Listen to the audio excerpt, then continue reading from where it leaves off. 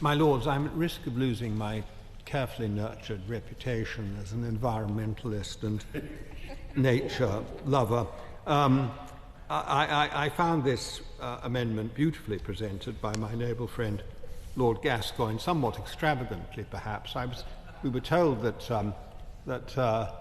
more trees would improve driving.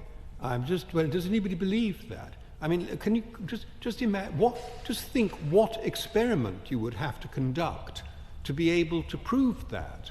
Not every tree is as attractive as you might think. Right outside, across the road from my front door, there is a mulberry tree, and most of the year it's sort of survivable. At the moment, it is absolutely fatal. It is dropping its half-formed mulberries on the pavement, causing the danger in every direction, as well as looking terribly ugly. The householder was out today with a hose trying to sweep it off the pavement, I assume, because he was worried about liability. And just around the corner, we have some very fine, they must be 150 years old, plane trees in Queensgate. And they are aggressively pollarded. Why? Because they suck so much water out of the clay that they cause subsidence in the houses adjacent. And in order to protect itself from, because it's the council's liability that if the street trees pull the houses down, the council pollards them aggressively to reduce the water demand. There is a right place for trees.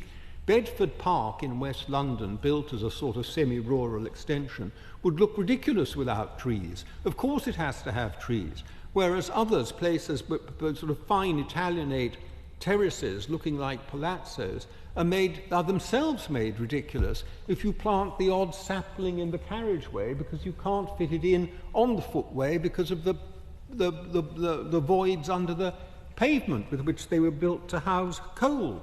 Everything must be judged very finely and at local level. And the idea that the source of wisdom on this should be a civil servant in the department for which department, in MHCLG, producing guidance which includes, to my horror, I have to say, standard designs and planting pallets. I mean, what's that going to produce? You know, one ash, one poplar, one oak sapling, you know, box ticked, that's the developer done. We'd have the same trees planted in the same configuration and half the developments in the country.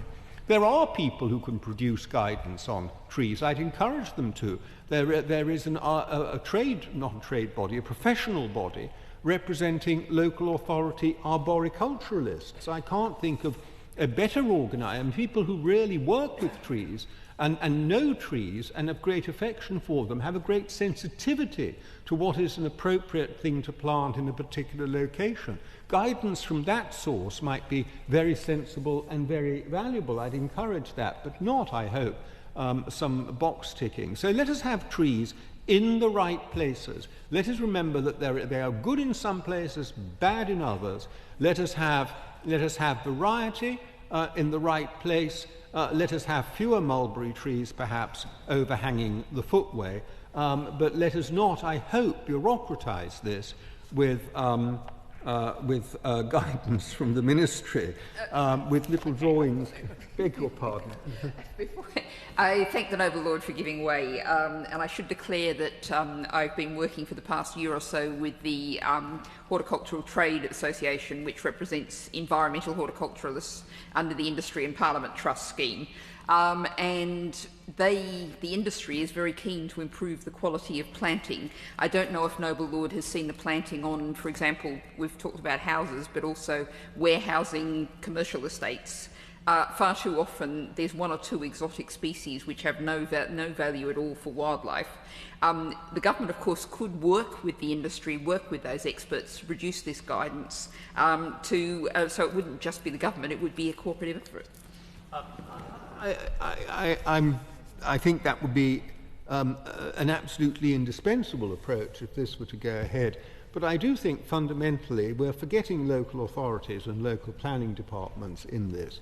I think the sort of arboriculturalists that the noble lady refers to are exactly the sort of people who should be involved, who are the right source of information on this, more, I think, than the government. If the government is to be involved, then it should be at a very considerable distance from the whole process, offering encouragement and advice and light support rather than providing the guidance itself. But otherwise, I welcome everything else that that my noble friend said, and I'll be very happy to have a further discussion about it with him in due course.